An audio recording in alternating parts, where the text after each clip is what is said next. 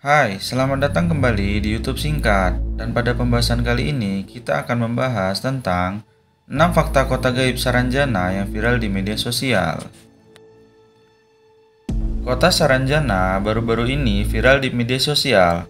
Bahkan ada pula orang yang mengaku berasal dari kota gaib ini. Sebelum viral pada Januari 2023, Saranjana memang sudah kerap menjadi sorotan dan perbincangan. Saranjana disebut-sebut sebagai kota gaib yang secara administratif masuk Kabupaten Kota Baru, Kalimantan Selatan. Namun, letak pastinya hingga kini tidak diketahui. Selain letaknya ada di Pulau Halimun yang sering dikenal Pulau Laut, di mana ibu kota Kabupaten Kota Baru bertempat. Cerita tentang Saranjana ini melegenda karena ada beberapa hal gaib yang beredar dari mulut ke mulut tentang kota Saranjana dan makhluk tak kasat mata penghuninya. Saranjana konon adalah kerajaan atau kota besar alam gaib, letaknya di bagian selatan Pulau Laut, Kabupaten Kota Baru. Banyak warga lokal dan luar daerah yang mempercayainya. Tidak sedikit yang mengaku pernah masuk ke kotanya. Namun, untuk pembuktian secara ilmiah memang belum ada, hanya cerita dari mulut ke mulut. Berikut ini kisah-kisah misterius tentang kota Saranjana yang sudah beredar luas. Alat berat tak ada pemiliknya. Ini mungkin kisah yang paling sering didengar dan beredar di kalangan masyarakat tentang Saranjana. Disebutkan pada 1980-an, ada pemerintah setempat dikagetkan oleh kedatangan sejumlah alat berat pesanan dari Jakarta. Semua alat berat dengan nilai sangat mahal itu dipesan seseorang dengan alamat kota Saranjana dan telah dibayar lunas. Padahal, kota Saranjana di alam nyata secara administratif tidak ada di Kabupaten Kota Baru. Hingga cerita ini melegenda dari mulut ke mulut hingga sekarang. Dihuni makhluk astral. Konon, kota Saranjana dihuni makhluk astral atau tak kasat mata berupa jin muslim. Namun, ada pula yang mengatakan kota Saranjana dihuni manusia namun yang telah menggaib. Kabar yang beredar dari mereka yang pernah masuk ke kota itu, kotanya sangat maju dengan jalan raya yang lebar. Gedung perumahannya megah dengan pagar rumah tinggi. Sistem pemerintahannya kerajaan, mayoritas penduduknya beragama Islam. Buah raksasa. Ada keanehan dari kota ini. Dari ceritanya yang beredar, buah-buah di sana besarnya berkali lipat dari alam nyata.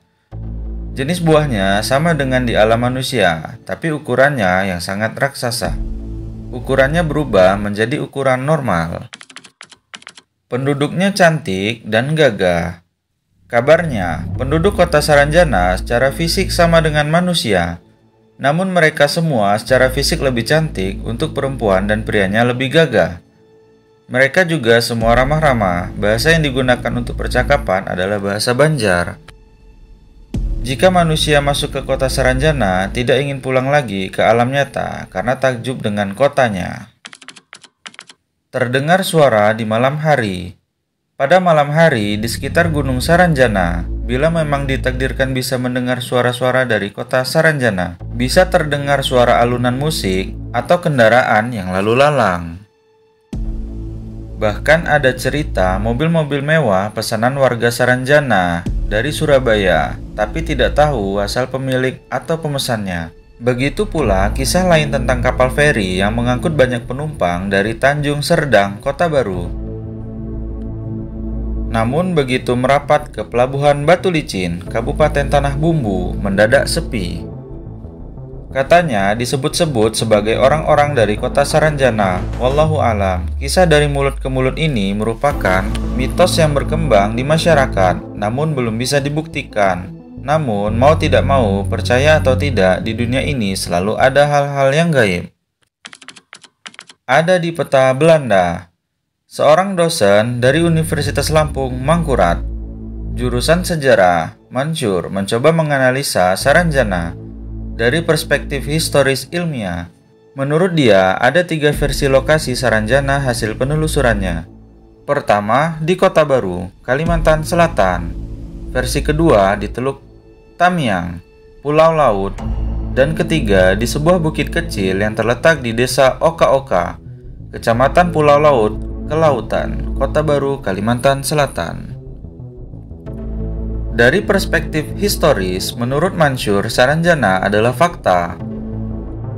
Sebab Salomon Müller, naturalis kebangsaan Jerman, dilahirkan di Heidelberg pada tahun 1845, menggambarkan bahwa terdapat wilayah yang ditulisnya sebagai Tanjung Saranjana.